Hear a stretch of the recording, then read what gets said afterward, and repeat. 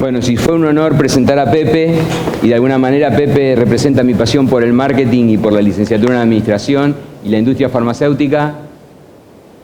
Otro honor presentar a Javier Casasrúa, que representaría mi pasión por la carrera de contador y mi pasión también por aspectos que tienen que ver con la creatividad, con el contenido social, con la amplitud, con la innovación, con lo disruptivo, con el liderazgo. Ya te presento, pero simplemente creo que sos muy conocido, pero bueno, todos sabemos, independientemente de que hay firmas muy importantes de profesionales en la Argentina, PwC es la número 1 desde hace mucho tiempo en la Argentina.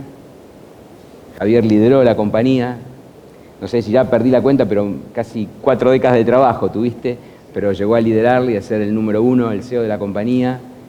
También es un speaker muy destacado, de los más conocidos en el ámbito de lo que yo diría los CEOs, y lideró muchos eventos de CEOs, participaste mucho en IDEA, principales eventos de CEO de la Argentina, por obviamente ser el CEO de unas principales firmas de servicios profesionales del país. Con una experiencia muy amplia, habiendo pasado por Singularity University, por experiencias creo que en la India, emprendedor, hoy un importante director, miembro externo de uno de los bancos principales del mundo. O sea, es imparable, ¿no? Tiene una banda de rock. Y tocamos el 25 de noviembre. Así que...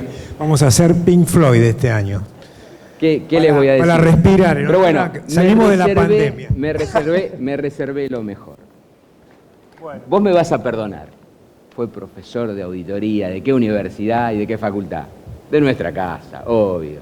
Sí, hoy me acordaba... profesor de la casa. Y quiere mucho a Lomas. Sí, sí. Que bueno, cumple 50 años Lomas, pero yo arranqué más o menos a los 10 años de su fundación. En el 82. En el 82. Cuando yo me recibí, no tuve la suerte de tenerte de profe. Inauguré un curso y era muy divertido porque era hacer todo de cero, ¿no? ¿Viste? Y había barro. Cuando entrábamos había barro. Había barro por... ¿Te gusta más este micrófono o ese? ¿Cuál preferís? No, este. Bueno, te dejo. Bueno. Y vos después vamos a hacer lo siguiente, porque yo también voy a estar por allí. Vos manejate con tu libertad, esta es tu casa, y en algún momento comenzamos con las preguntas. Los chicos de dirección y marketing coordinan, se acercan al micrófono y esto es tuyo, es tu casa. Bueno, buenas noches y bueno, gracias por estar acá. Sé que es difícil. Le preguntaba a Gabriel porque, claro, 2 años de pandemia y sin asistencia presencial a la casa de estudios, cambió un poco las cosas, ¿no? Me decía que hay poca gente en los cursos y demás, ¿no? Que está pasando esto. Y es un tema. Yo ahora que estoy volví un poco a la actividad corporativa en un banco grande de 3.600 personas, hay como que una tolerancia a estar lo menos posible en la oficina y el mayor tiempo en casa, ¿no? A nivel global las encuestas dan que más del 50% prefiere estar virtual y 40% más o menos tener movimientos presenciales. Y bueno, en un 60% o un poco más se va a un modelo mixto, ¿no? Hay un tema interesante ahí. Pero bueno, en el tema educativo nos acostumbramos mucho a dar cursos. Yo también inauguré una diplomatura justo a raíz de la pandemia, inspirado un poco en lo que estaba pasando a nivel global, que es un poco lo que les quiero, antes de empezar a hablar con Gabriel con algunas preguntas sobre mi trayectoria como número 1 de un estudio, ¿no? De haber hecho grandes transformaciones desde el punto de vista del bienestar de la organización y de cambiar los modelos de relacionamiento con la gente interna y también con los clientes, ¿no? O que hoy posiblemente sea algo común que está en la agenda, pero hace 10 años atrás hablar de diversidad, hablar de flexibilidad, hablar de justamente home office, estas cosas que hoy en día son corrientes en el mundo empresario, y de que, digamos, nosotros tener una propuesta de valor diferente como empleador, sobre todo de talento joven, y acompañarlo con una escuela de negocios propia, etcétera, etcétera, para hacer que la vida útil de esa persona, del deseo de estar esa persona en la organización perdurara, ¿no? Cosa que también hoy en la volatilidad de las relaciones personales y de trabajo es difícil de lograr. La propuesta era hablar de management y liderazgo, que es un poco lo que primero yo fui muy tecnócrata dedicado a consultoría y auditoría de bancos y entidades financieras. Ese fue, construir reglas, normas, trabajar con los bancos centrales de toda Latinoamérica y con los clientes principales de bancos y otras instituciones financieras. Era muy tecnocrático, obsesivo y dedicado a todas esas cuestiones, digamos, numéricas, si queremos decirlo, ¿no? Y de las reglas y del cumplimiento de las normas. En un momento dado hice un clic transformacional, por eso esto de la transformación personal, que hoy es también algo habitual, porque como después les voy a dar algunas ideas, estamos pasando de un modelo de la vida de 3 etapas a un modelo de múltiples etapas, donde hay momentos transicionales, donde volvemos a ser exploradores de algo nuevo, volvemos a descubrir el conocimiento de algo nuevo, no nos quedamos con un único conocimiento para toda la vida. Y eso nos permite desarrollar otras cuestiones, ser un emprendedor, tener un portafolio de intereses diferente, no trabajar en una sola compañía, sino en muchas compañías, etc. De hecho, yo lo estoy experimentando, digamos, hay un renacer hoy de lo que se llaman Oldenials, que somos los baby boomers, nacidos en la década del 50, que venimos con más energía, con más, digamos, pulsión para transformar las cosas que no nos gustan de este mundo y ayudar a otros, a los más jóvenes, a mentorearlos y a que puedan desarrollar un proyecto de vida interesante. Y lo digo porque cuando yo tenía 30 años era ese obsesivo de los números. Y ahora que tengo más de 60, tengo mucho más energía vital que en aquel momento para hacer cosas diferentes, cambiar, toco mejor la guitarra, no sé, es una cosa, tengo una banda multigeneracional, ¿no? Como son hoy las compañías, cada vez más multigeneracionales. Y esto es una cosa nueva por el hecho de que nuestra expectativa de vida sigue creciendo en forma exponencial, a pesar de los problemas del mundo. Digamos que los 60 de hoy van a ser los 100 en pocos años. Entonces también hay que pensar qué vamos a hacer con nuestra vida viviendo 100 años o 140, porque ya los hijos nuestros, yo tengo el más chico mío, nació en el 2006, ya hoy con las tecnologías de hoy se espera que pueda vivir hasta los 120 años. Si en Japón el promedio de vida llega a los 105 años en muchos casos, en muchos segmentos de la población. Entonces, bueno, voy a ir primero a esto. Hoy hay un mundo que está desequilibrado, digamos que está desestructurado, con una cantidad de situaciones que nos afectan globalmente. Si algo que aprendimos es que ya no estamos solos en este mundo. Cualquier acción que ocurra en una parte del planeta tiene impacto en algún momento en los otros lugares del mundo. Lo que pasó con la pandemia fue la mayor demostración de esta situación.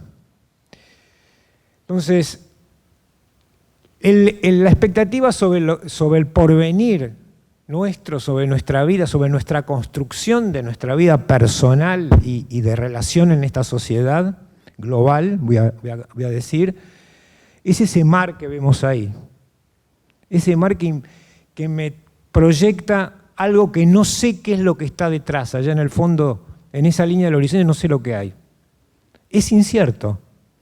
Zygmunt Bauman, uno de mis sociólogos más inspiradores, que ya falleció, decía en un libro muy interesante que se llama El arte de la vida, decía que la vida se vive en compañía de la incertidumbre, consiste en una confrontación perpetua entre condiciones externas y los designios de sus autores. Nosotros somos autores de nuestra vida, somos artistas y actores a la vez, somos actores y autores.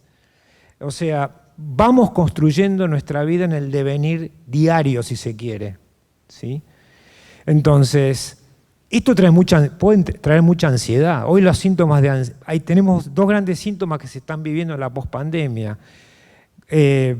Síntomas de depresión bastante fuertes, esto se ve en el mundo empresario, mucha gente con depresión. Y por otro lado, en los más jóvenes, situaciones de ansiógenas muy fuertes. Y en los niños, falta de atención, o sea, problemas de concentración.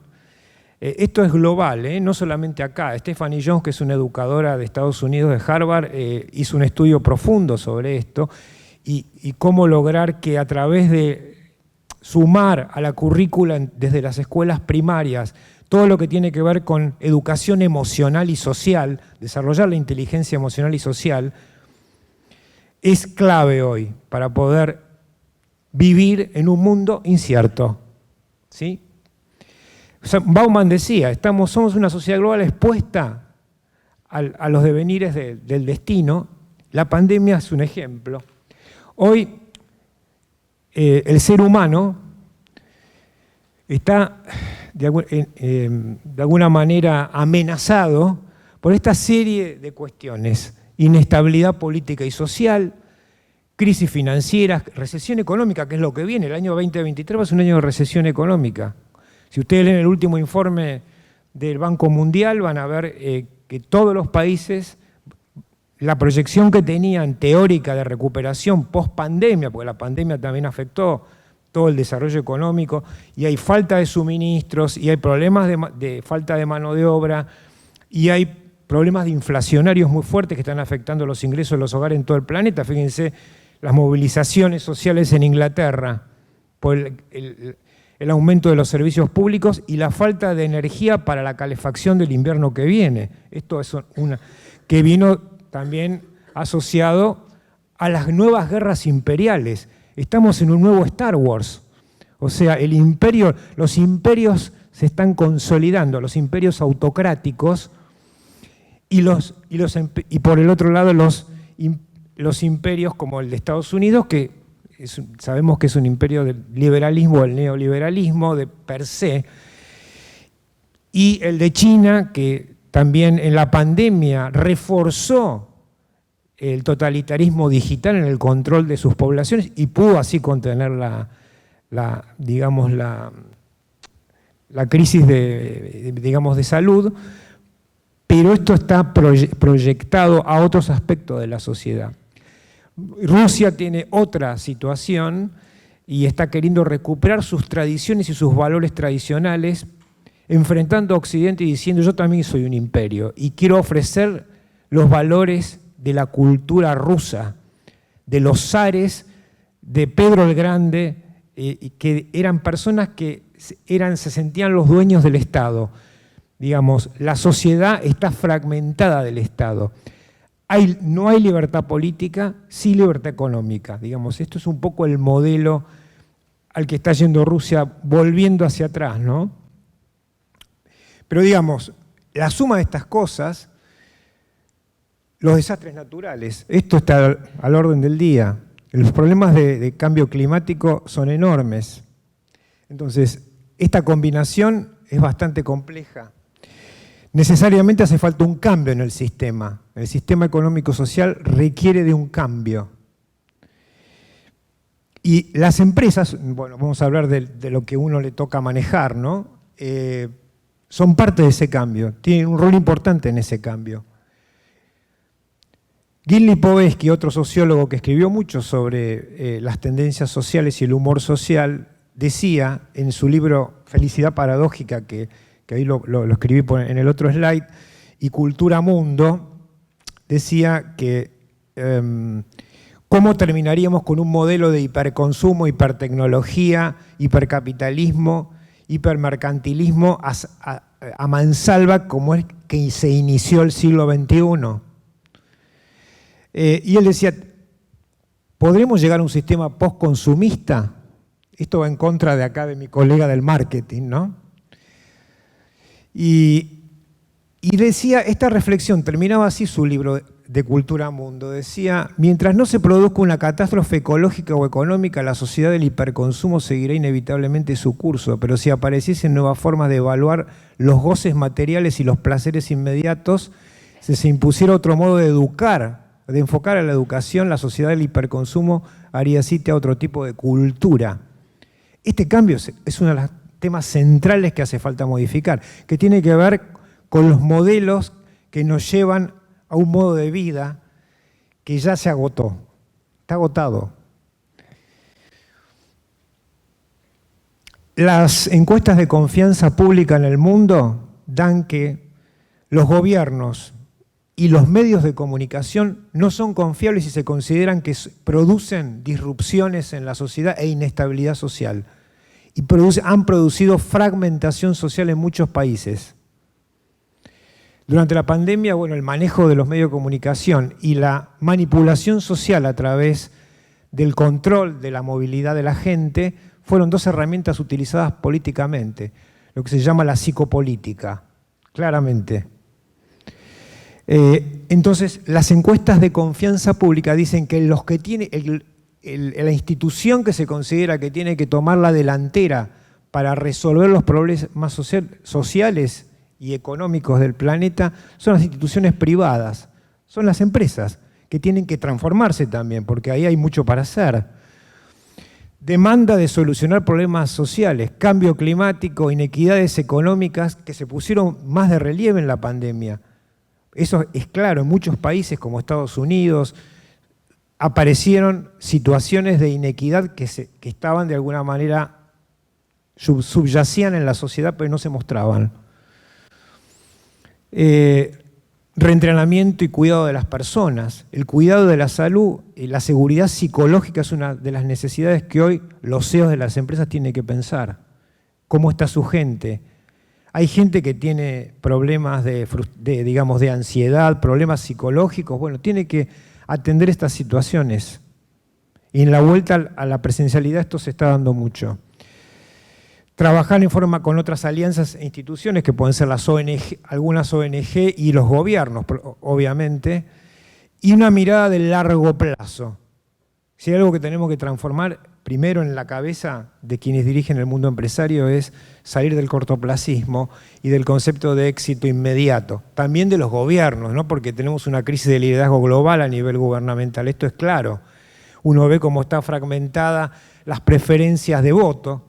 Uno ve solamente que van de un lado para el otro, buscando la mayor disrupción en quien la presenta, porque es casi una conducta antisistema, porque el statu quo del sistema que nos viene gobernando en todos los países del mundo, excepto los autocráticos, que bueno, no tienen manera, es un modelo de democracia muy débil, no se presentan alternativas.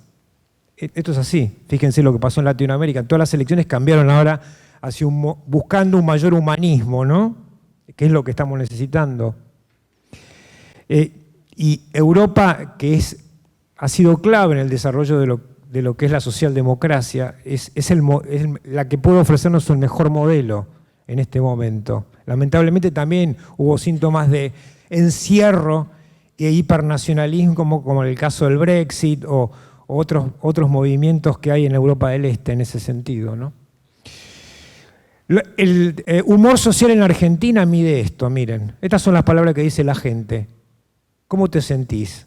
¿Qué sentís? Tristeza es lo que más dicen.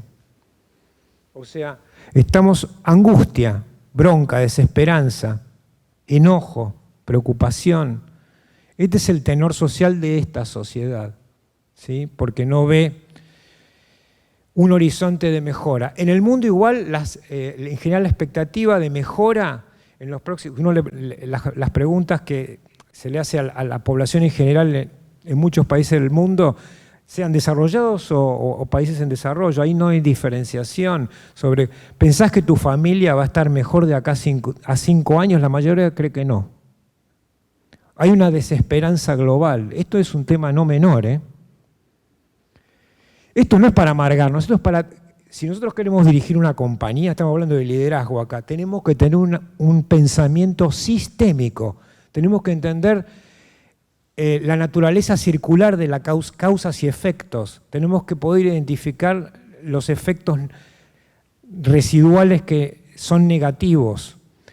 Tenemos que poder cambiar la perspectiva y probar cosas nuevas para arribar a resultados diferentes. Dos grandes dilemas están en este cuadrito, miren.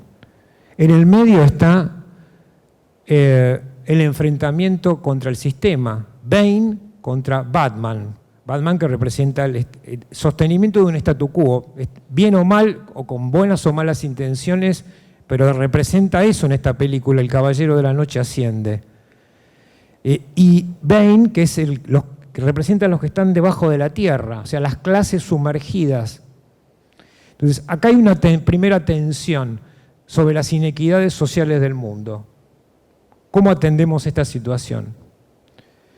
Y el otro tema es el cuadro de fondo, que es nuestro contexto naturaleza, que tenemos que dejar de ser antropocéntricos.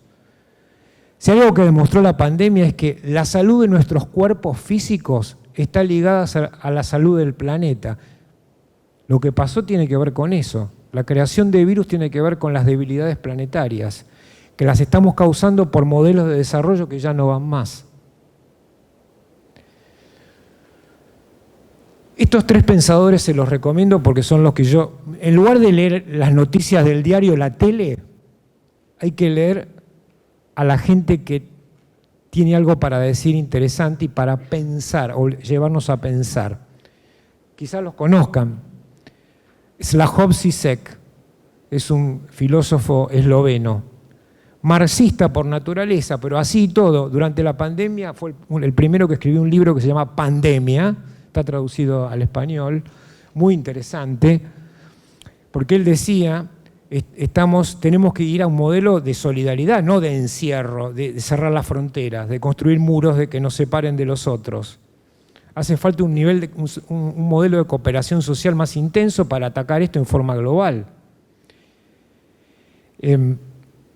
Y también la preocupación de él era justamente cómo había emergido la desigualdad social de una manera más contundente. A su izquierda, Yuval Harari es un historiador judío que escribió 3 libros muy interesantes. Les recomiendo el último, que es el más didáctico, se llama 21 lecciones para el siglo XXI. Habla todo el desarrollo de las hipertecnologías y cómo una cara de la moneda es ayudar a resolver los problemas sociales, porque esto es una realidad. Pero digamos, de alguna manera desmaterializando y democratizando el acceso a bienes y servicios a millones y millones de personas. Esto es una realidad. Pero por el otro lado está el control social, el riesgo del control social. Me acuerdo una nota de él en la pandemia que decía, estamos con 2 elecciones claves acá, que tenemos que elegir como humanidad. La tensión entre el control digital que los gobiernos están llevando a cabo para cuidar la salud, entre comillas, de la gente, y la libertad de los individuos de ser empoderados por sí mismos para cuidarse a sí mismos. Acá hay una primera cuestión. ¿Cuál es el límite para no afectar las libertades individuales? Y el otro gran tema que planteaba, igual que Žižek, era nacionalismos y América para los americanos, como era la frase de Trump que se puso de moda, cerramos las fronteras o colaboramos para resolver el problema en forma global, identificando que es un problema de toda la sociedad global. En línea con eso, bueno, hay 3 textos muy interesantes post pandemia. Jacques Attali, que es un economista de la positividad, y dice hacia dónde tendrá que desarrollarse la actividad económica en el mundo y las empresas para convertirse en algo diferente. Está muy bien descrito esto. Y tienen que ver con justamente el triple impacto fundamentalmente. No solamente buscar beneficios económicos, sino también que sean las mejores para el planeta, digamos, llevándolo a emisiones netas cero, y a modelos de economía circular y, digamos, por el otro lado, cómo se van a relacionar con lo que se llaman stakeholders, que son todas las cadenas de valor, los propios empleados, para asegurar el bienestar de esas personas. Infocracia es el libro el último de Byung-Chul Han, que dice cómo la democracia se está convirtiendo en infocracia. Cada vez más el otro, al quien deberíamos escuchar, desaparece. Ya no hay, la política ya no tiene espacios de discusión donde pueda haber divergencias, sino que la Internet y las redes nos lleva a modelos de vida tribalista. Se crean tribus que se van encerrando en sus limitaciones de apertura porque la propia red nos lleva a cumplir con algoritmos muy bien elaborados, nos dirige lo que queremos leer, nos dirige la música que queremos escuchar, nos dirige las películas que queremos mirar. Y eso nos quita perspectiva. El ser humano tiene una mente poderosísima. Se los digo porque las culturas milenarias, sobre todo la hindú, han desarrollado cosas maravillosas en la gente que puede meditar y que puede ir más allá de la potencialidad de lo que es sensorial. Y el tercer libro que les recomiendo, lo acabo de leer, es un historiador argentino especialista en Rusia, que explica muy bien las razones de la invasión rusa a Ucrania y de generar esta disrupción en el mundo. ¿Qué es lo que hay detrás de todo esto? Está muy, muy claro. Tiene que ver con este renacer de los imperialismos y hace un recorrido de la historia rusa de cómo se fue transformando el modelo de poder. Por eso se llama el poder del amo. Es el modelo en el cual el Estado, el dueño del Estado no es la sociedad, ¿no? Es quien dirige, quien está en el poder, quien ejecuta el poder. Voy a hablarles de esto porque esta transformación empresaria se puso muy de manifiesto en el Foro Económico Global de Davos, porque los paneles que me ocupé de recorrerlos y de escucharlos, están en internet, uno los puede ver, trataron muy seriamente estos temas: clima y naturaleza, economías justas, tecnología e innovación, trabajo y formación de la gente. Uno de los graves problemas es que la transformación digital hace que queden obsoletos una cantidad de trabajos. Hay una gran tarea de reentrenamiento de personas acá. ¿Quién se va a hacer cargo de eso?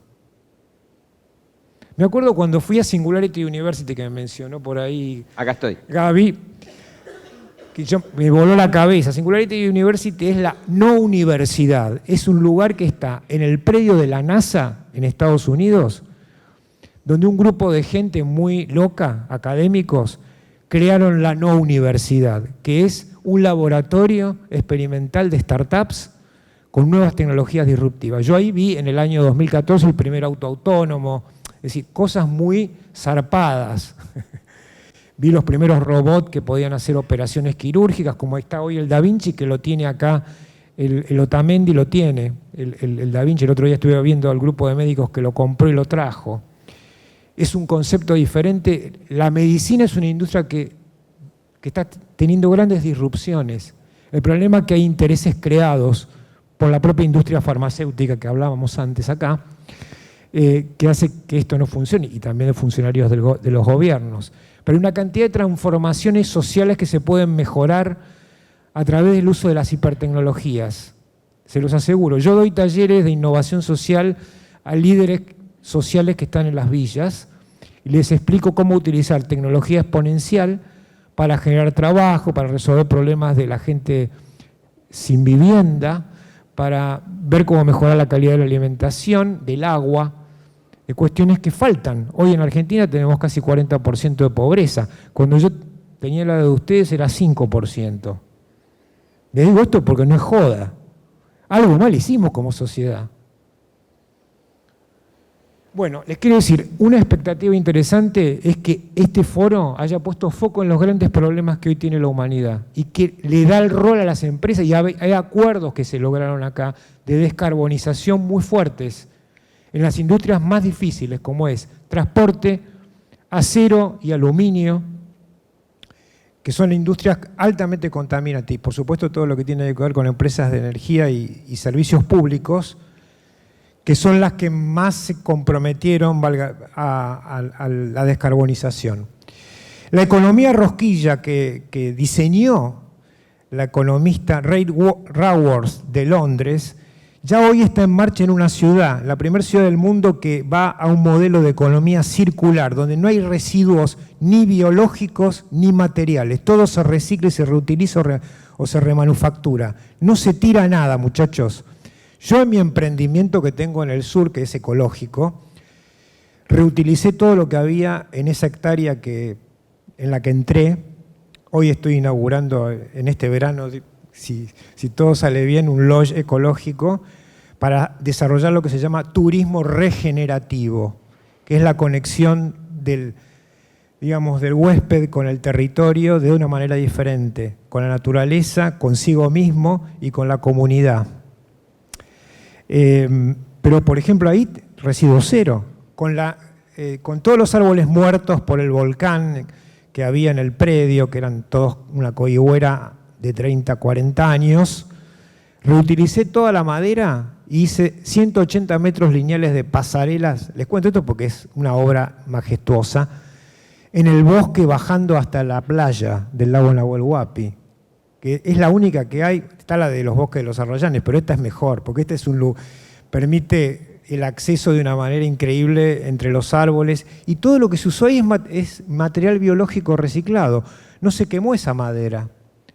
La que estaba en mal estado y no se podía utilizar, se está utilizando como combustible, porque el spa de mi lugar, por ejemplo, les cuento esto como para poner una nota de color, y que uno tiene que hacer cosas nuevas y hacer disruptivo, como dijeron acá antes, y salir de la zona de confort. Justamente, por ejemplo, el sauna, vieron que consume toneladas de electricidad, es una cagada desde el punto de vista energético, y no lo usa nadie. No, yo lo hice a leña. Agarré toneles, esos toneles que se utilizan para el vino en Mendoza, lo puse en forma horizontal y le metí un calentador de piedras que anda con toda la leña residual que tengo toneladas de leña. Hice un jacuzzi al aire libre, todo un spa de bosque, estás en medio de los árboles en un jacuzzi que se calienta con leña también. No consumo energía. Y después tengo paneles solares para todo lo que es la parte común, que ya encontré un lugar de asoleamiento. Los techos de las casas son sembrados, son de tomillo, distintas hierbas que le dan un colchón donde no se siente ni el frío ni el calor adentro de las casas. Tengo riego por goteo con la tecnología que utilizan en Israel en el desierto. Bueno, pequeñas cosas que se pueden hacer. Y no es un problema de una gran inversión, es un problema de criterio. Entonces, lo que hay que cambiar es esto, el chip de los empresarios, primero, para lograr esto. Una economía que es una rosquilla como la dona que se comía Homero Simpson, ¿se acuerdan?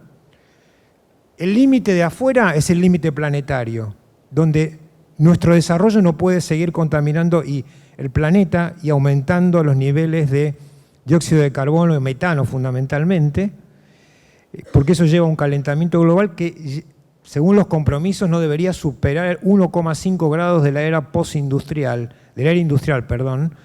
porque eso llevaría a desaparición de especies, acidificación de los océanos, una cantidad de problemas adicionales. Esto además de los problemas de contaminación que tenemos, residuales, porque todas las industrias tienen residuos, todos los consumidores tenemos residuos. Acá hay un serio problema de marketing también, cómo se empaqueta un producto. No me voy a meter en eso ahora, porque hay muchísimo para hablar de ese tema, ¿no? Y el límite inferior es la calidad de vida de la gente, los objetivos del milenio de Naciones Unidas, simplemente eso. Hoy tenemos todavía 1 billón de personas que no se nutren satisfactoriamente, vive con 1,5 euros por día. En Inglaterra, los aumentos de precios a raíz de la inflación y la falta de energía llevaron a que el costo para los ingresos familiares sea que o tienen que decidir entre comer o pagar la cuenta de la luz. Y se crearon los clubes, fíjense, los clubes del pan y de la mantequilla. ¿No escucharon hablar de esto? En Inglaterra. ¿Saben lo que hacen? Es el CEO que inventó eso de los clubes de pan y mantequilla, porque es para las clases medias esto. Van por los supermercados, recolectan todos los productos que se están por vencer, los llevan a esos lugares para que la gente pueda tener esos productos gratis. Esto está pasando en Gran Bretaña, uno de los países de mayor ingreso per cápita del planeta. Entonces no es joda esto. Si no cambiamos, cada uno de nosotros puede hacer algo en su metro cuadrado de responsabilidad. De eso estoy seguro. Eso estoy seguro. Que fue la filosofía de vida que yo siempre tuve. A pesar de que tuve la suerte de caer en un lugar de clases medias e ir a la universidad, soy un privilegiado. Nosotros somos privilegiados que podemos llegar a la universidad. El otro día leía una nota que, aunque no lo creamos posible, en Estados Unidos solamente menos del 30% de la población llegó a la universidad. Economía del bienestar. Esto hay cantidades, hace más de 10 años que todo esto está escrito, pero ahora si no lo aplicamos, lo venimos eludiendo, que es el modelo, digamos, de triple impacto. El sistema B, que nació en Estados Unidos, hizo mucho por esto, y en Latinoamérica ya hay como 6.000 empresas B certificadas en el mundo, 700 en Latinoamérica. Yo fui miembro del Consejo del Sistema B acá en Argentina. La mayoría eran pyme, pero hay algunas grandes como Aguas Danone, como Natura, que son empresas B certificadas. Nosotros hasta hace pocos años, y hoy todavía, muchos empresarios están, bueno, ¿cómo hacemos para que los millennials, que son nuestra mano de obra más preciada y queremos capturar y competimos en buscarla en las universidades, los talentos jóvenes, ¿cómo hacemos para retenerlos, para que quieran trabajar con nosotros? ¿Qué valores tienen? Porque se ha definido siempre como una generación de propósito, de que no van a ir en general. Y hay un simposio que se hace en la Universidad de St. Gallen en Suiza, todos los años se hacía, hasta el 2019 que fue la última, que donde se invitaba a los jóvenes líderes del mundo, 1.000 jóvenes de todo el mundo asistían ahí, para plantear cómo transformar el sistema. Y saben, el último trabajo que se presentó en esa universidad, la propuesta era negocios con propósito. Más allá de los resultados, ¿cuál es el sentido de este negocio? Este comercio que acá el Pepe les proponía abrir, o el retail. Además de esto, bueno, él mencionó mejorar la calidad de vida para una farmacia, mejorar la calidad de vida o la salud de una persona. Eso puede ser un propósito, más allá de vender. Pero esto de la generación con propósito, está pasando algo, que es que ahora los equipos son así. No solamente los millennials tienen, los baby boomers, les hablaba antes de mi situación, están haciendo disrupciones y los emprendedores, las personas mayores de 50 años, son las que tienen mayor tasa de éxito en los emprendimientos nuevos.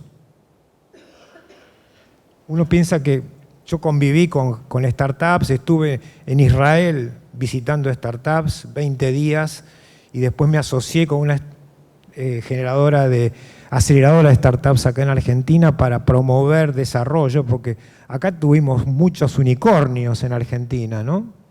O sea que hay talento para eso. El problema es que el contexto macroeconómico no ayuda, y fiscal, para desarrollar negocios.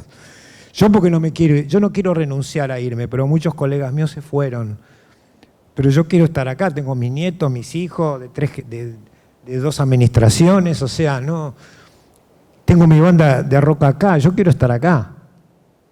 Entonces, no me resigno. Pero bueno, lo que les quería plantear es que estamos en un modelo metageneracional en este momento.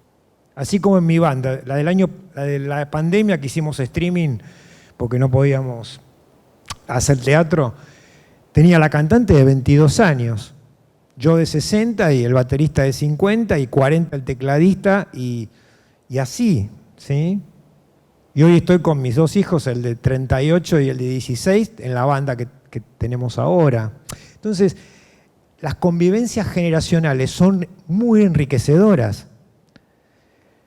La excusa era tocar la música, pero yo con esa banda multigeneracional hablábamos, nos divertíamos. Una, 2 horas por semana, eso era un cable a tierra.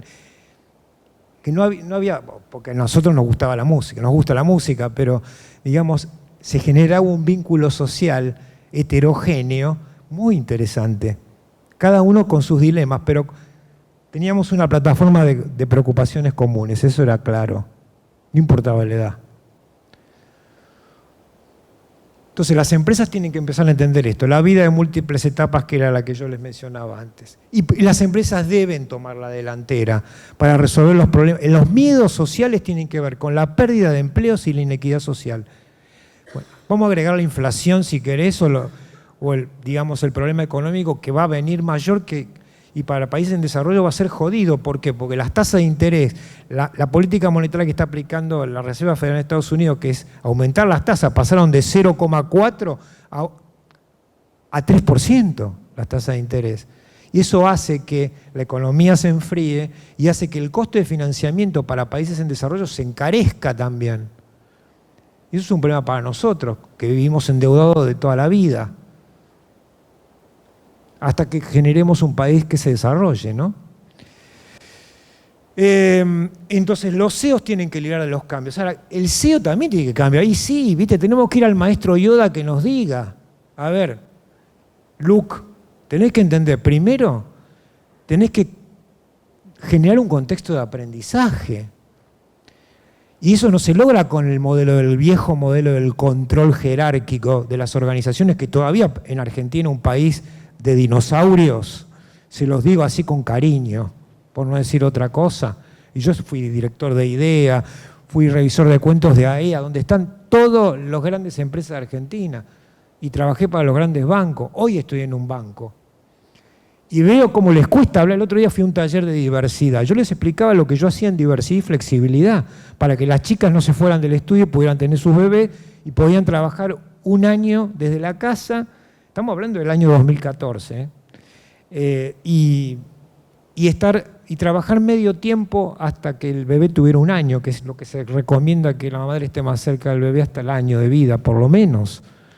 Entonces, ese tipo de cuestiones humanas, hoy, digamos, son una condición necesaria.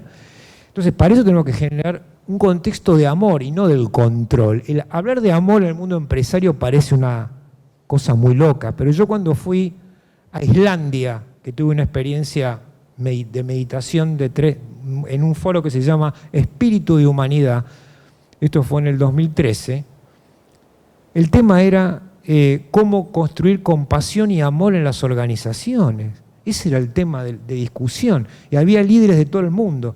Yo estaba en una mesa con empresarios, con educadores, con políticos del mundo, con un monje tibetano. Entonces, esa diversidad es maravillosa.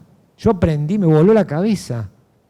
Y sí, pero eso es abrir el aprendizaje, salir del modelo de los mandatos. Todos venimos, ¿viste? Y es cierto que nuestra situación depende de las oportunidades también que tuvimos, ¿no?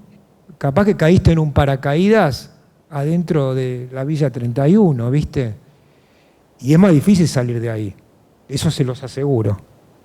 Por más que en mi época la educación pública era el bastión, era el pilar para que todo fuera. Yo me acuerdo, yo tenía compañeros que en el barrio jugábamos a la pelota, uno era el hijo del colectivero 60, el otro, yo vivía en Victoria, allá en San Fernando, y yo había caído en una casa de clases medias, pero en una familia disfuncional, de locos.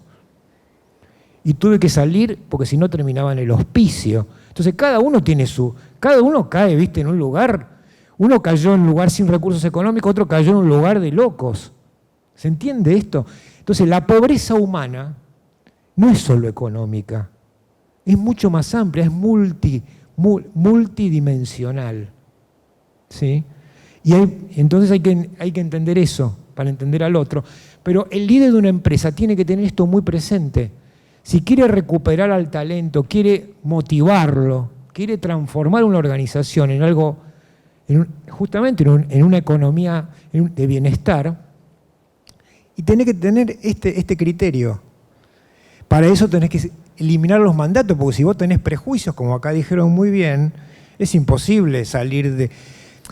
Uno tiene modelos mentales, todos nosotros tenemos modelos mentales que tienen influenciados por la cultura, el barrio donde nos criamos, los padres que tuvimos, ¿viste?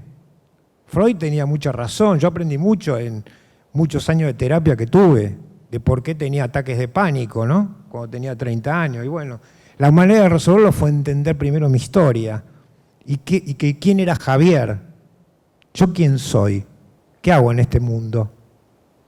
¿Cuál es mi modelo de vida?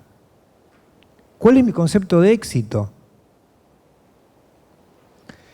Entonces, dejar la zona de confort, crear contextos de aprendizaje y confianza. Yo cuando tomé la posta de dirigir la compañía eran 2.000 empleados. Tenía una rotación de 35%. La compañía era invivible. Y eso se reflejaba en que los clientes, porque es un trabajo de consultoría o de auditoría o de impuestos, puteaban porque la gente cambiaba, estaban insatisfechos. Todo se reflejaba en el servicio al cliente. Si la gente está en una empresa, si la gente está cagada a palos, los clientes van a estar mal. Eso es lo que un empresario tiene que tener primero. Por eso el factor humano es clave. Hay dos cuestiones clave: el desarrollo del conocimiento y en los talentos de las personas. Ese es el ingrediente hoy. Entonces, singularidad. ¿Qué es singularidad? Y ver al otro como un semejante, no como un número, como decían acá, pero también para la gente, los colaboradores de uno. Pueden tener necesidades distintas. Las políticas de gestión de personas no pueden ser todo para todos, no, todo igual para todos. No, no es así. Si alguien tiene que retirarse a las 4 de la tarde porque tiene que ir a buscar a los pibes a la escuela, bueno, tiene que entrar antes a trabajar y listo, se soluciona así. O trabaja desde la casa, no pasa nada. Entonces, eso es salir del modelo. Para que yo chequear que esté trabajando, el jefe mira al que está sentado ahí. No, eso es una estupidez eso. Pero son problemas que hoy existen en la vida real, ¿eh? Porque ahí, por ejemplo, en el banco donde estoy, que estoy como director independiente, el número 1 quiere que todos vayan todos los días a laburar, porque cree que no laburan desde la casa. No hacen nada. ¿Y cómo sabe que no hacen nada? No, el problema es que los bancos son una institución vetusta, dinosaurica, que tienen 3.000, 4.000 empleados que son innecesarios. Hay que hacer un cambio porque los modelos de servicios financieros digitales les pasaron por encima. El modelo sucursalero no va más. Y además que los bancos tienen que estar todo el tiempo regalando cosas porque no pueden fidelizar a nadie. Es la industria más castigada en todo el planeta. Y acá en Argentina nos cagaron 200 veces con los ahorros que tenían nuestros padres en los bancos. Yo lo viví. Y yo vivía de los bancos, porque viví 40 años, pero haciendo mi trabajo profesional como corresponde, ¿no? Y ayudando al Banco Central a regular un mercado inestable como este. Yo laburé mucho en la crisis del 2001, pedí una licencia, trabajé en el Ministerio de Economía como el nexo entre los bancos, el Banco Central y el Ministerio para todo lo que fue la reestructuración de todo ese paquete que fue infernal. No dormía ahí. Estábamos con la baña ahí, dormíamos ahí. Era una cosa alucinante, muy interesante, me fascinó, pero dije, terminamos de acomodar eso y volví al estudio, ¿no? Pero quiero decir, Argentina vivió de crisis en crisis. No se puede vivir en un país así. Es imposible. Tiene que haber otro nivel de estabilidad. Ahora hay inestabilidad global, sí. Pero allá están alarmados porque tienen 9% de inflación anual. Nosotros tenemos 100. Y en mi época, en la década del 80, yo me fui a laburar a Bolivia porque acá ganaba ni $200, era gerente, y no ganaba ni $200 por mes, y allá me fui a laburar a Bolivia y me pagaban de viáticos $100 por día. Entonces, ¿por qué? Porque acá había inflación del 200% anual en ese momento. 200. Nos pagaban el salario toda la semana para poder ir a comprar leche, alimento a los supermercados. O sea, esto yo ya lo viví. No me quiero reír, pero es como el tema de virus, ¿viste? Es circular esto, el destino circular. Tenemos que quebrar este paradigma. En algún momento. Triple impacto, repensar los incentivos. Acá hay un problema de incentivos. Hay muchos incentivos negativos en los sistemas económicos. Lamentablemente, es así. Si vos le das incentivo a la gente para que no trabaje, y bueno, ahí tenemos un problema. O al menos hasta que puedan entrenarse, ahí puedo entenderlo, pero tiene que haber una condición para eso. Porque yo me la pasé pagando impuestos toda mi vida en blanco en este maldito país. Pero bueno, no me quejo de eso. Sigo viviendo acá y pagando impuestos y haciendo todo bien. Pero no me gusta este tipo de políticas públicas, no. No, porque no se resuelven los temas, se empeoran. Entonces es injusto, sí, también hay una inequidad ahí.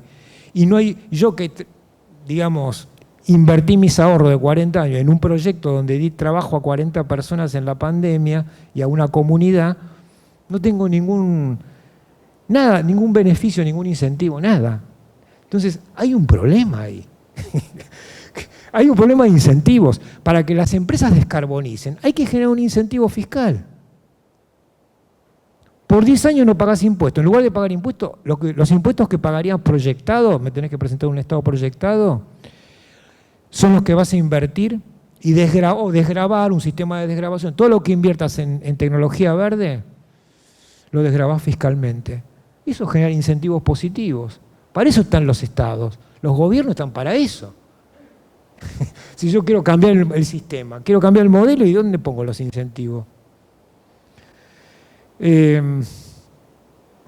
Bueno, un tema recomendable para todos ustedes en esta sala es hacer ejercicios de autoconocimiento y gestión de las emociones. Esto se llama inteligencia emocional.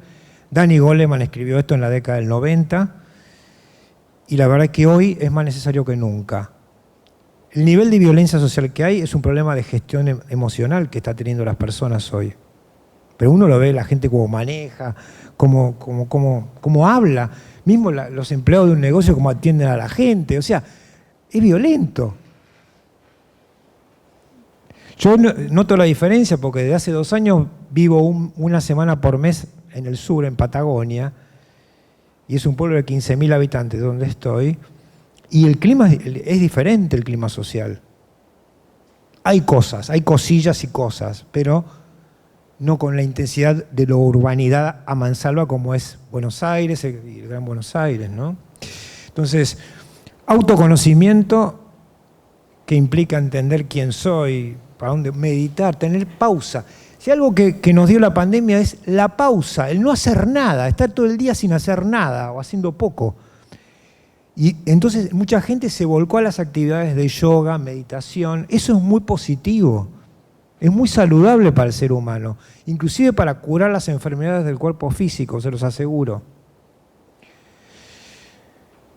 Después, los temas de comunicación que hoy están en la picota porque las noticias falsas han hecho estragos en el planeta. Y tener siempre una visión mundial para lograr adaptabilidad a los nuevos contextos. Y no volvernos locos, hay que calma. Frente a un problema, la calma para poder pensar. Nuestra mente es muy poderosa. Puede generar pensamientos útiles, pensamientos inútiles, conversaciones que no llegan a nada, que no son generativas. Nosotros tenemos que volver a utilizar como Homo sapiens que somos y que nos diferenciamos en este punto de otras especies por nuestro desarrollo cognitivo de la corteza frontal, utilizar el lenguaje como un elemento generativo. El lenguaje es transformacional. Entonces, las palabras que usamos son transformacionales. Podemos lograr calmar como cuando calmamos un bebé o lo ponemos más loco. Es energético eso. Entonces, tenemos que trabajar estos temas de inteligencia emocional y social para vincularnos de una manera diferente y bajar los niveles de... llegar a un modelo de paz social. Evidentemente acá estamos, y en otros países estamos bastante lejos todavía, ¿no? Pero no es un imposible. Bueno, esto era sí, y un tema que sí, que quiero recalcar es esto del propósito, que obviamente muchas veces hay que tener coraje también, porque uno puede querer hacer cambios, pero no tiene coraje para hacerlo, ni un equipo que tenga coraje para ejecutar. Eso puede ocurrir también. Y en una empresa puede haber demandas de los accionistas, o sea, hay que tener capacidad de convencer al otro que este es el mejor camino, ¿no? Yo para hacer los cambios que hice tuve que chocar con un montón de piedras y tuve que aprender a gestionar las emociones porque me bloqueaban las reuniones para que mis proyectos no prosperan y yo me enganchaba y me quedaba peleando en una tontería en lugar de parar la moto y reorientar la discusión, ¿sí? Por ejemplo, sobre la flexibilidad laboral de la gente. Bueno, y por eso es que, bueno, hace un tiempo, bueno, esto voy a cerrar con esto de Víctor Frankl. Si queríamos después, si vos podemos hacer algunas preguntitas. Sí, no, por eso, ahora estoy abierto a preguntas. Esto es como para darles es como una especie de, no es una vacuna, pero es una inyección de empezar a pensar con esta mirada más global, ¿sí? Sobre las cosas, sobre los problemas, pararnos en otra dimensión, salir de la cotidianeidad. La cotidianidad da una aparente seguridad y lo que es nuevo me puede dar miedito. Pero una vez que atravieso esa barrera, todo florece de otra manera, porque empiezo a tener otra perspectiva, ¿sí? El desafío es el aprendizaje, no hay duda. Víctor Frankl escribió que fue un campo de concentración y se salvó de la muerte.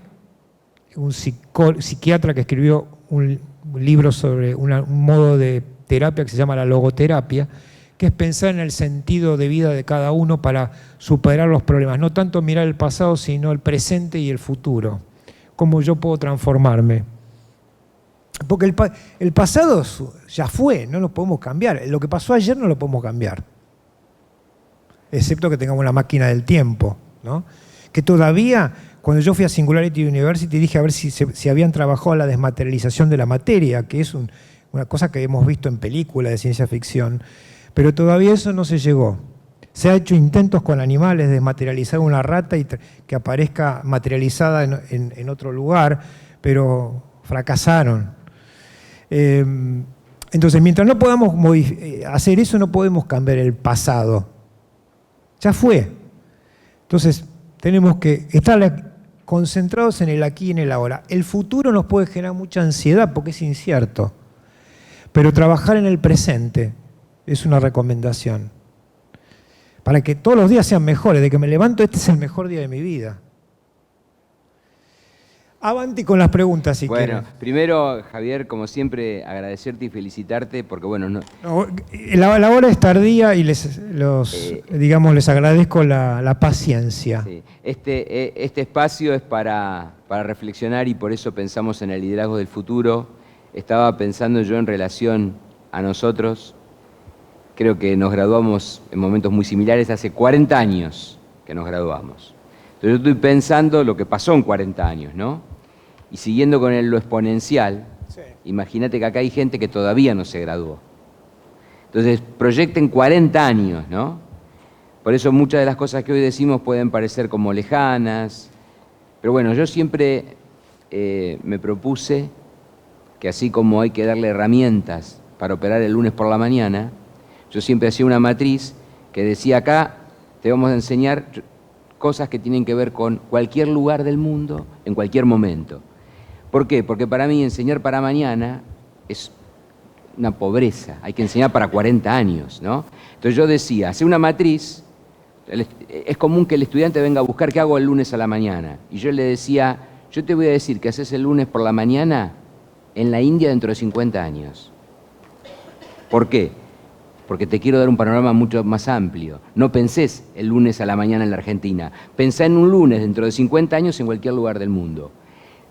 Dentro de esa matriz grande está el lunes a la mañana en la Argentina. Lo que pasa es que pensar en una universidad para el lunes a la mañana en la Argentina es ser muy chiquito. No sé si coincidís. Sí, entonces, el otro concepto que quiero agregar a lo que vos decís es que muchas veces uno mira las perspectivas de futuro en el mundo empresario desde ya a través de lo que pasó en el pasado. Es decir, bueno, lo que pasó en el último año, bueno, lo proyecto para el año que viene. Bueno, las ventas vinieron así, la inflación va a ser así.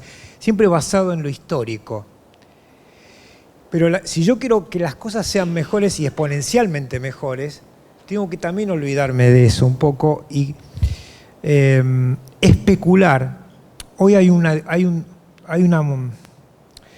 metodología que se llama diseño especulativo, que está en boga en ciertas escuelas del mundo, que es jugar. Esto en el arte se utiliza mucho, como una representación simbólica de la sociedad. Siempre el arte se antepuso a los tiempos sociales. Si ustedes miran a cualquier artista, van a descubrir que pero esta persona pensó en lo que todavía en la sociedad no se había manifestado. Eso es, de alguna manera, un juego que en el arte tiene que ver con la proyección artística. La mente del artista puede proyectar, tiene una capacidad creativa. Esto está estudiado por la psiquis de los artistas. Hay textos sobre esto. Pero cualquiera de nosotros, el potencial de la mente humana puede proyectar un futuro, pero no basado en un modelo del pasado, sino en una especulación. Si yo quiero construir, tengo que imaginar, por ejemplo, en Ámsterdam, que están haciendo ese trabajo de economía circular, esta mujer, Rauwers, la contrataron, y la alcaldesa de allá, lo que hicieron fue reuniones, asambleas vecinales para ver cómo proyectar Ámsterdam de acá a 10 años. ¿Cómo te gustaría ver, no sé si son de Loma de Zamora en 10 años? ¿Sí? Yo, por ejemplo, que estoy ahora en Villa Langostura, hay un montón de problemas de infraestructura y tengo muy claro cómo me gustaría ver en 10 años eso. Para eso tengo que salirme de lo corriente, de lo que es imposible, porque todos te dicen no, todos dicen que es imposible. No porque nos falta, todo tiene un no. Entonces, quebrar ese paradigma es especular. Claro. Y porque yo cuando estoy en una universidad tengo que... y por eso es universal. Bueno, universidad viene de universal. Javier, yo tengo que abrir. Un poco para poner ese marco y para que los chicos vean. Yo desde comienzo me tocó trabajar en diseño de estrategias. Y en estrategia el método que se utiliza es especulativo. La estrategia nunca mira para atrás. Yo cuando pienso algo pienso, ¿qué quiero en el 2040? Y lo traigo a hoy, ¿lo ven? O sea, si hay algo que yo no hice nunca es mirar el pasado. Yo digo, ¿qué quiero del licenciado de Administración de Lomas? ¿Para cuándo? Y de mínima yo pienso en el 2040. De mínima. O sea, lo que hoy está pasando en la universidad, yo lo pensé en el 82, hace 40. Se los aseguro, porque empezamos a trabajar y se lo pueden decir las autoridades. Hoy estoy pensando dentro de 40, ¿lo ven? Eso es lo que le queremos marcar. Porque si no te aferrás al pasado. Y un poco me parece, Javier, lo que vos nos diseñaste tiene que ver con el mundo de los próximos 20, 30, 40 años. Por eso me pareció muy interesante para que ellos reflexionen en torno a eso. Vamos a las preguntas. Dale. Hola, buenas noches. Mi nombre es Verónica, de Marketing, de VP. Bienvenido a la casa. Muchas gracias. Excelente la información que nos llevamos. Muchas gracias por lo brindado, por todo. Bueno, ahora la pregunta es, ¿cómo gestionamos la motivación en las nuevas generaciones? Gran tema. Gracias. Sí. En realidad ahora en las nuevas generaciones y en las viejas generaciones, porque voy a hablar de lo metageneracional, porque creo que estamos todos en ese paradigma. El tema es cómo uno genera un sentido de pertenencia a través de ciertos símbolos, que es más allá del trabajo cotidiano eso. Por ejemplo, yo en Price hice cosas raras, ¿no? Pero yo también tuve el sombrero de marketing y comunicación antes de ser el CEO. era mi segundo sombrero en el grupo directivo, y también hice disrupciones. Por ejemplo, asocié la marca con el arte. Empecé a hacer muestras de arte adentro del estudio. Traje artistas jóvenes de Arteba y los hice exponer en las oficinas. Claro, los socios me querían matar. Pero la gente no, los que venían eran los jóvenes. Venían, che, qué bueno esto. Y yo les explicaba, yo era el curador, escribía una curaduría y lo asociaba con algo de la empresa. Otra cosa, por ejemplo, así, de pertenencia, ¿no? En el verano teníamos, cuando nos mudamos ahí en un edificio nuevo, ahí en Plaza Roma, tenía unas terrazas. Digo, en estas terrazas tenemos que hacer algo. Y empecé a hacer happy hours en septiembre, con cerveza, pizza, y lo traje a David Lebón con la banda. Me acuerdo que lo traje de Mendoza, porque él estaba todavía allá en Mendoza haciendo una sanación, para que tocara en vivo ahí. Bueno, después trajimos bandas de reggae, qué sé yo. Pero ese tipo de cosas, por ejemplo, generar un lugar de encuentro dentro del propio edificio. Lo edilicio hoy no es... Si queremos que la gente vuelva a reencontrarse, a reunirse, porque hay un tema que no nos va a poder dar nunca la virtualidad en los vínculos empresariales, que es esto de cómo generar motivación. Yo, para generar motivación de gente que se iba y duraba un tercio de la compañía, se iba por año, tuve que hacer lo que era caminar los pasillos y hablar con la gente, hacer reuniones y decirle, yo soy Javier, mira, yo soy esto primero. Crear un marco de confianza, contar lo que quería hacer y preguntarles qué problemas veían y qué querían cambiar.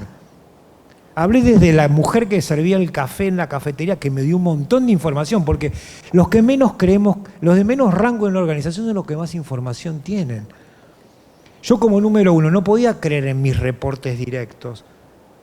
Yo te quería hablar con todos, los que limpiaban, los que hacían el café. Y me acuerdo, había una señora que hacía el café cuando yo era chiquito, y que era una mujer por jubilarse, y me decía, Javier, cambia el concesionario del bar, porque yo había armado un bar como punto de encuentro, con colores, le metí música, un montón de cosas de celebrar la vida cada tanto. Porque nosotros pasábamos temporadas arduas de trabajo.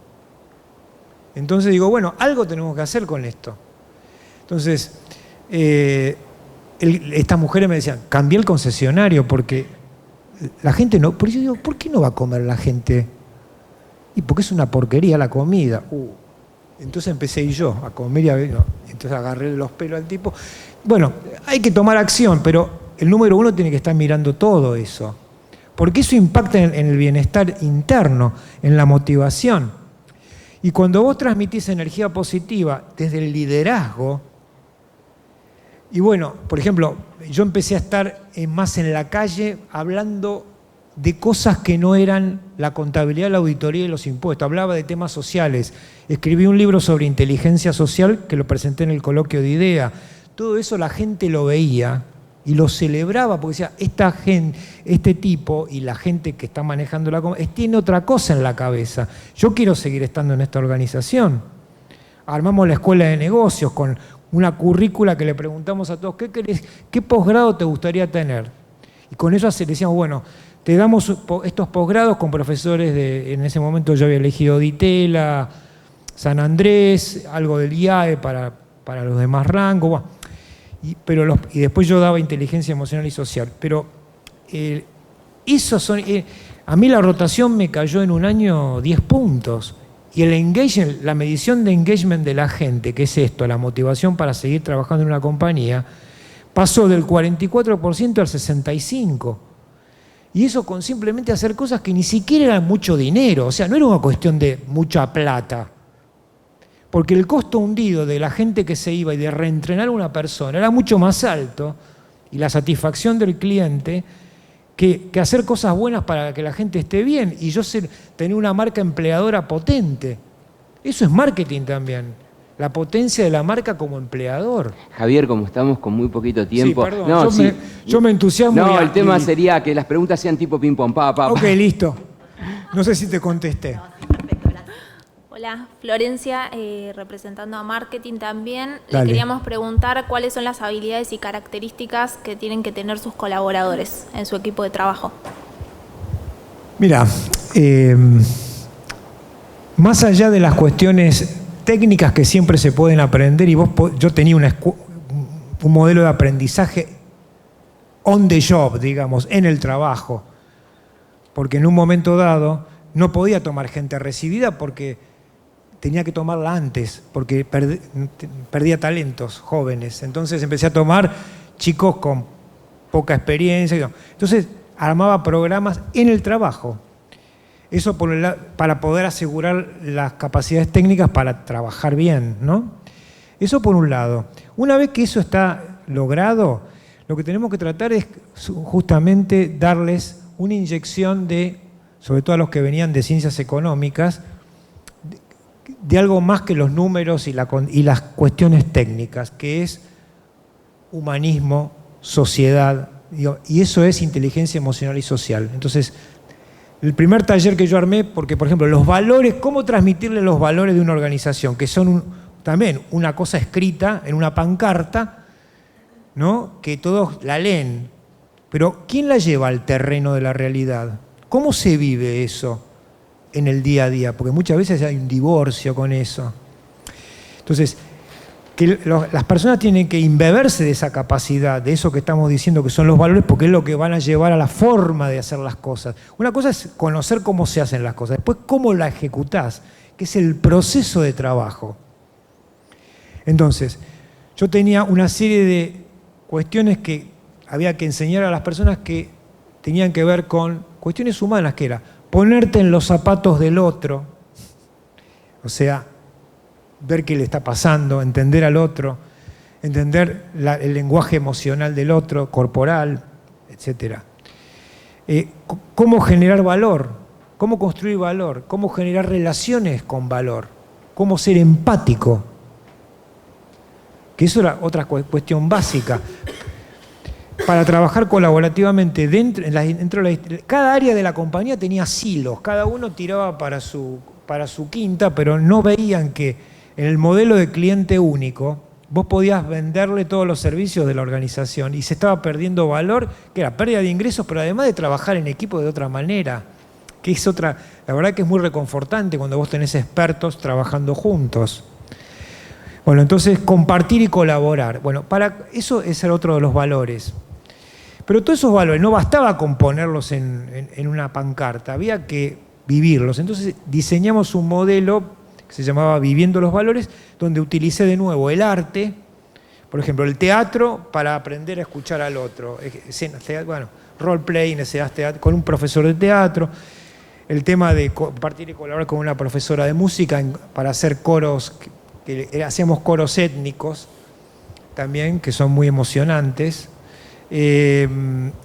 Por ejemplo, con un profesor de arte, cada uno tenía que llevar imágenes y construir una historia, un storytelling de alguna manera de su vida y construir valor sobre eso. Entonces, esas capacidades que las empezamos a trabajar en los temas de valores de la compañía, después se proyectaban hacia la forma de hacer las cosas con los clientes. Y eso generaba un efecto muy favorable. Entonces, vos tenés por un lado los conocimientos técnicos, por el otro lado todo lo que tiene que ver con humanismo y sociedad. Esas son las habilidades que hoy los CEOs piden en las encuestas, son tecnología, o sea, todo lo que es digitalización, tecnología, saber utilizar la tecnología exponencial y demás, y inteligencia emocional y social y liderazgo. Yo hice un trabajo para la USAL de investigación en la pandemia, en los unicornios de Argentina, Mercado Libre, Globant, ¿cómo se llama? Despegar y la otra OLX, que fue entrevistar a las personas que manejan talento, gestionan talento, dónde veían baches. Y bueno, nos faltan gerentes que sepan motivar a la gente, que entiendan qué necesitan las personas, que se relacionen de una manera diferente, que comuniquen los éxitos de una manera diferente, que hagan las evaluaciones de una manera diferente. Y para eso hace falta experiencia. Entonces nos decían, faltan gente más con mayor seniority, con mayor expertise para esto. Entonces, o lo podés desarrollar internamente, porque vos lo podés desarrollar esas habilidades. Vienen innatas muchas veces. Si te criaste en la calle, y ahí tenés una afluencia de eso. Pero lo podés entrenar también. Entonces, yo creo que hoy es un mix de habilidades, no solo lo técnico, lo tecnológico, sino también las cuestiones emocionales y sociales. Hacemos 2 más de dirección general, creo que sean 2 de dirección general, pero muy rápidas y cerramos. Nos quedaríamos toda la noche, nos encanta, pero para que los chicos puedan volver a sus casas en un horario razonable. Bueno, buenas noches, Javier, un placer tenerte acá. Desde Dirección General queríamos consultarte qué es lo que crees que es necesario para vos para transformar a lo que son jefes en líderes. Y bueno, es como el otro día pensaba en eso cuando fui a este taller de diversidad, más que el taller era diversidad, género, bueno, todas las cosas que están hoy muy en boga, ¿no? Que tiene que ver con cómo se gestionan los problemas de acoso o violencia a los que son entre los diferentes, por decirlo así, vamos a ponerlo en esos términos. Y veía un no reconocimiento, había cosas que yo escuchaba, los jefes, que eran jefes medios, gerentes, no reconocían que hubiera problemas. Entonces tenían bloqueado el chip acá. No querían ver la realidad o no les parecía tan grave las situaciones que se comentaban porque se hizo una investigación, ¿no? Se contrató una consultora y se hicieron un focus group con gente para ver si qué situaciones ocurrían y por qué se sentían molestos. Y había situaciones desde, por ejemplo, un chico que se casó con otro chico y no lo contó, lo hizo a escondidas de todos sus compañeros, no pudo celebrar su boda, que es un tema no menor en la vida de una persona, por temor a no ascender, porque su jefe se enterara de que era gay. ¿Se entiende? Más otras situaciones de acoso femenino que son las más comunes por distintas cosas o cosillas, desde la utilización de un tipo de lenguaje o cosas más bestiales, ¿no? Yo también las tuve en el estudio, pero no se ponían de manifiesto. Armé un comité de ética y empezaban a aparecer cosas y de hecho tuve gente que saqué de la organización por esas cuestiones. La gente, entonces cuando vieron que desde el liderazgo eso pasaba y que se estaba cambiando y que no se aceptaba esa cuestión jerárquica de soy jefe y puedo hacer de todo lo que quiero con vos o de vos, empezó a cambiar la cosa. Pero tenés que tener siempre el tenor del liderazgo, como vos bien lo decís, es muy necesario, porque si no, lamentablemente, las empresas están organizadas de una manera jerárquica. Los organigramas son jerárquicos. Digamos, por más que vos busques modelos más horizontales, los podés encontrar en ciertos modelos de comité ejecutivo, a ese nivel. Pero todavía falta mucho para eso. Entonces, las jerarquías existen y las jerarquías llevan a estos problemas. Pero es todo un problema de modelo mental. Los modelos empresariales son todavía muy machistas y han trabajado mal, digamos, en muchos de estos aspectos. Todavía tienen mucho para hacer. Digamos, hay un greenwashing, como se dice, ¿no? De responsabilidad social, de las cuestiones de género. Sí. Una cosa es decir, arman una política, pero después la vida que se vive, ¿cómo es? La gente está bien, está cómoda, no se siente acosada, no se siente presionada, porque yo puedo no solamente problemas de edad, un tipo más grande, existe la discriminación de la edad, porque está asociado el criterio de que vos tenés una edad y podés cumplir hasta este rol. ¿Por qué? Así como si sos joven podés tener este rol nada más. ¿Por qué? La edad no tiene nada que ver con el rol. Vos podés tener las capacidades para ocupar el puesto que quieras, que estés preparado para ocupar. Entonces, hay que quebrar paradigmas. Y bueno, a los jefes hay que trabajar en talleres esto. Machacar en el chip. Como dicen, es como el yoga, ¿viste? El yoga no es una cosa que vas a sentir el beneficio en tu cuerpo el día de mañana porque hoy te mataste haciendo asanas. No. Es una gota a gota. Tu flexibilidad para que tu columna sea como una palmera que se mece en el viento, y es todos los días. Un ratito todos los días. Y así es trabajar el chip de los jefes. Y el que no se adecuó, I'm very sorry. No estás para la organización, no estás preparado para seguir viviendo en esta organización. Tenés que hablar las cosas claras. En un momento dado, uno tiene que poner límites también. Vamos a la última. Buenas noches, Javier. Mi nombre es Lara, del Team Directivo Evolución del Seminario de Dirección General. Primero que nada, agradecer tu presencia acá. Es un placer escucharte. Y nuestra pregunta está orientada hacia cómo debe prepararse un líder para su retiro y cómo se relaciona con la vida multietapas. Buenísima pregunta. Lara quedó impactada por tu video el día después del CEO, me lo dijo a mí, y yo le dije, preguntale eso a Javier porque esa pregunta es espectacular. Todo tiene que ver, a ver, cuando uno ocupa el lugar de número uno en cualquier lado, y te crees como un semidios, ¿viste? Es como que, la verdad es que tenés poder, porque a mí los otros socios me miraban, me ponían zancadillas, pero sabían que en un momento dado, yo tuve que echar un socio de la organización por problemas éticos, nunca había pasado eso. Cuando en un control de calidad descubrieron que una socia de la organización había fraguado papeles de trabajo porque estaban posfechados, que los habían modificado en una computadora, bueno, cosas bastante fraudulentas para un estudio que vende credibilidad. Yo la rajé, le dije, mira, vos no podés estar más en esta organización. Si me vinieron todos al humo, sobre todo los que venían eran compañeros de esta persona. Mira, lamentablemente te equivocaste, ¿qué vamos a hacer? Pero acá hay 2.000 personas que me están mirando a mí y esto tiene que tener una sanción, no puede ser. Solamente vamos a penalizar al gerente, al equipo de trabajo, porque también hicieron lo que vos le dijiste que tenían que hacer, pero vos fuiste la que dijiste de hacer esto. Esto no se hace. Tendrías que haber salido mal calificada porque hubo procedimientos que no hiciste en tiempo y forma y bueno, tu compensación se hubiera castigado por un problema de calidad de trabajo. Y lo tenés que asumir vos. Sos un líder acá. Entonces, en un momento dado, me presionaron mucho y yo dije, mira, les entrego la llave, porque no querían que echara a esta persona. Tuve una situación así que yo el otro día me iba. Pero, digamos, no pasó eso, porque cuando vos jugás bola fuera, hay que jugar fuera. Cuando sos número uno tenés que ser cordial, empático y buena gente.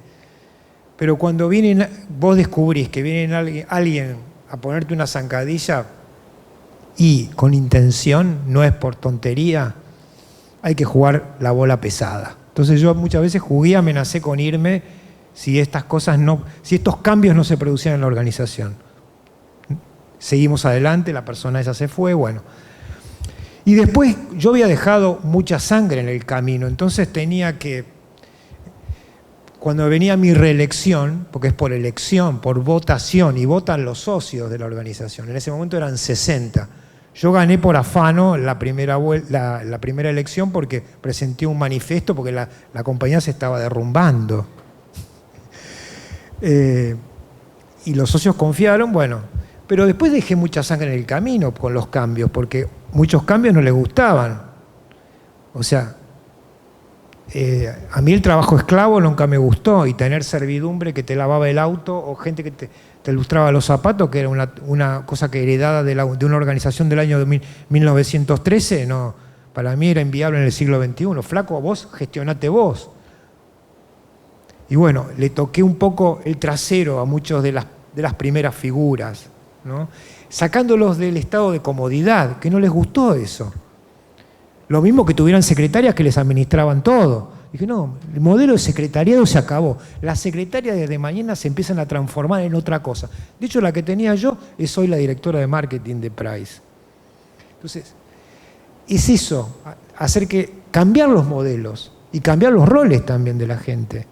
Bueno, en un momento tenía mucha sangre corrida y venía mi reelección. Y yo empecé a evaluar qué era preferible.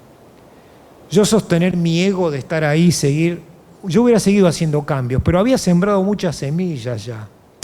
El proceso de liderazgo no es solamente que todo esté ya listo. Vos tenés que sembrar semillas porque lo importante son los procesos, que se prolongan en el tiempo. Entonces, aunque no fuera yo, tuve que hacer este desapego, que es un trabajo emocional, porque nosotros nos apegamos a las cosas y a las emociones. Lo mismo cuando te divorciás de tu chica o de tu chico. O sea, hay un desapego, que ya no estás más en ese estado de comodidad con esa persona que duerme con vos todos los días, o sea, que compartís una cotidianeidad que puede ser funcional, pero el amor se murió. Porque puede ocurrir.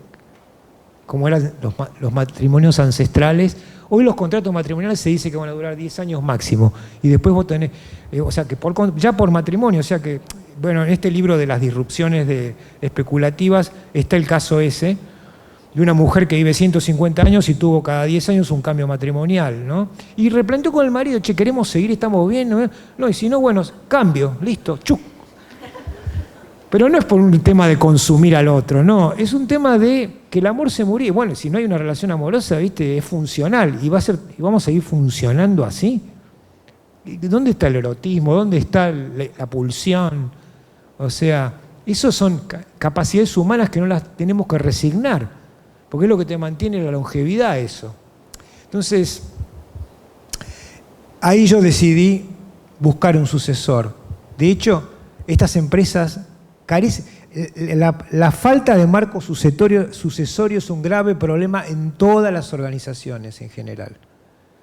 O sea, nadie se quiere desapegar, nadie piensa en el día de mañana de que todo este... Por ejemplo, en el banco donde estoy, los pibes que están en el comité ejecutivo tienen entre 55 y 60 pirulos y no tienen armado un marco sucesorio. Yo estoy en el comité de recursos humanos y lo primero que les planteé fue eso.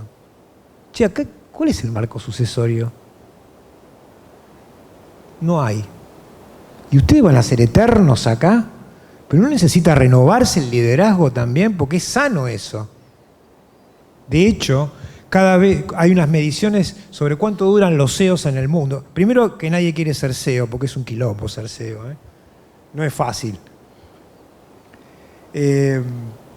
Pero ahora duran un promedio de 8 años. Antes duraban 40 años. Jack Welch estuvo en General Electric, no sé, 30 años estuvo. 40. 20 y pico, No pero sé, igual es una barbaridad. No, es una barbaridad. ¿No? Déjame de joder, no va. Entonces yo dije, bueno, ¿qué quiero sacrificar? ¿Qué es más importante, Javier Casarrúa o el proyecto? El proyecto. Yo quiero que esto no vuelva para atrás, porque tenía amenazas en una elección, la contra, el partido de la contra, porque también había fragmentación, era volver al pasado, a la Price del año 1913. Dije, no, me rompí el trasero, para cambiar todo esto no lo voy a resignar. Armé un marco sucesorio y aseguré que ganáramos la elección, con un sucesor, que nunca va a ser lo mismo, porque es otra persona, hay algo muy subjetivo en el liderazgo también, que tiene que ver con tus valores personales. Entonces, bueno, no somos iguales, pero yo sé, porque aparte escucho, me relaciono todavía con la organización, hay cosas que progresaron, siguieron, y después los propios cambios de la humanidad y del mundo empresario hicieron que lo que para mí en aquel momento era muy disruptivo, dejó de ser disruptivo. Eso también pasó, siempre me lo dicen todos, vos te anticipaste a los tiempos. El otro día me escribía un ex socio que estaba en Spotify en Suecia, en Estocolmo, en las oficinas, y me mostraba, mira, me mandó fotos de los lugares de encuentro de la gente. Es impresionante lo que tienen ahí adentro. Y si vos te acordás cuando vos armaste el coso, querías armar poner teclados, una guitarra, que la gente tuviera... metiste el yoga en la oficina, hiciste clases de yoga todas las tardes. Digo, todas esas cosas hoy, claro, hoy son moneda corriente, pero en aquel momento, claro, todos te odiaban porque estabas convirtiendo la organización, salir del modelo vetusto donde nadie se reía ni saludaba en el ascensor. Yo empecé a ver el cambio cuando la gente me empezó a saludar en el ascensor. Entraba a las 9 y venían todos los pibes, ¿no? ¿Qué hace? Hola Javier, ¿cómo le va? ¿Qué sé yo? El día de mi cumpleaños, felicitar, porque yo empecé a publicar los cumpleaños, te tomás el día de tu cumpleaños no vengas a laburar. No, todas esas cosas, empezar a comunicar qué le pasa a la gente y que interesarte por el otro, ¿sí? Entonces, bueno, empezaron a reírse, a saludar, hacían chistes. Digo, esto está cambiando, el humor está cambiando. Antes tenían miedo de hablar, no hablaba nadie. Entonces, me costó mucho por este trade-off de decir, bueno, y esto, estuve meses conmigo mismo, trabajando el desapego, y después con mi sucesor dije, bueno, vos vas a ganar la elección. Yo ya había hecho un sondeo y vamos a ganar. Lo que sí, armamos un plan de salida, porque yo no me quedo acá. Yo haciendo la plancha hasta los 62, ni en pedo. No sirvo para eso. Yo en ese momento tenía...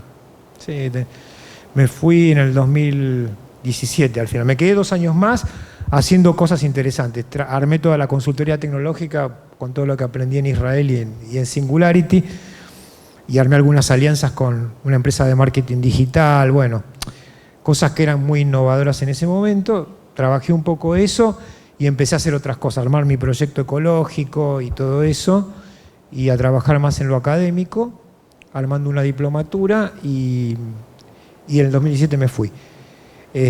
Pero bueno, hubo que trabajar el desapego, es uno de los grandes problemas, porque la gente cree que se va de una organización y se muere. De hecho, hay un montón de películas acerca de eso. ¿Por qué? Porque es como sentir que uno no puede hacer más nada y no puede aprender nada nuevo, pero no, la vida de múltiples etapas lo que nos muestra es que es muy sano decir, bueno, ahora salgo de esta organización, me tomo un tiempo, los tiempos sabáticos famosos que en algunas empresas se aprueban. Es también para que las personas estudien algo diferente. Vos fuiste contador, bueno, ahora yo quiero estudiar sociología. Voy a estudiar sociología. Javier, nos van a matar. Bueno, nos vamos. Lo que vamos a hacer, te invitamos otro día exclusivo para Dirección General, o también puede estar marketing, no, pero gusto. más que nada el tema de Dirección General para hablar del día después del CEO. Sí, es un tema altamente interesante y difícil de conducir. Sí. Yo creo que el coaching es muy necesario como herramienta. Yo de hecho contraté un coach, a Leonardo Walk, para todo el management que me acompañó, para que entendiéramos quién era cada uno primero y que elimináramos todo el concepto de ira subyacente que hace mucho daño en las organizaciones, que es la ira que no se ve, que es el rumor, el hablar del otro cuando el otro no está. No, todo arriba de la mesa y transparente. ¿Me querés decir algo que no te gusta de mí? Entonces ejercitábamos eso. Cada uno se ponía dado vuelta y los demás te decían, sin que los miraras a la cara, para que fuera más fácil, todo lo que no les gustaba de vos. Y eso fueron ejercicios maravillosos para justamente generar estos problemas de cambios en... Nos van a dejar encerrados, me dijeron. Bueno, y buscaremos algún hoyo para escapar. Sí, ¿por qué no? Bueno, antes de despedir a Javier... Bueno, muchas gracias. Bueno.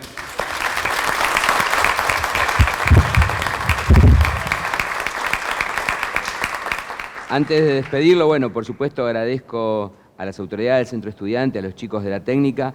Continuamos, obviamente, mañana, jueves y viernes y el sábado. Y bueno, destaco mucho, los chicos trabajaron mucho en preguntas que son trabajadas. Muy bueno, son temas claves. Vos calculá que teníamos para vos más o menos 24. O sea, imagínate la cantidad de preguntas, por eso la idea a veces... Sí, lo vamos a hacer. Pero lo que quiero es destacar el trabajo de los chicos, que las preguntas son impecables. Yo las veo todas y la verdad que son excelentes y demuestran el trabajo y el interés. Así que ustedes realmente, yo saben que no regalo nota y que soy muy transparente. La verdad, me siento orgulloso de la forma en que participan, preguntan. También entiendo los compromisos, las dificultades a veces para llegar. Así que les agradezco mucho, espero que lo hayan disfrutado. Los temas son realmente de muy avanzada, son muy avanzados. Si a veces se sienten un poco lejos, no es que ustedes estén lejos, sino que nosotros los queremos llevar a 40 años, queremos que tengan un horizonte realmente extraordinario. Damos lo mejor, las personas que vienen son apasionadas, ya lo han notado, son personas que como mínimo tienen 40 años de experiencia liderando en las organizaciones más importantes de Argentina, con una trascendencia internacional. Por eso realmente yo sufro por no poder dedicarle más tiempo, pero esas preguntas seguramente van a ser útiles, las podemos dialogar nosotros. Javier va a venir seguramente porque vino al aula chica, a nuestra querida aula 18, y lo vamos a tener y vamos a estar 5 horas más o menos. Un gran aplauso, el Centro de Estudiantes te entrega...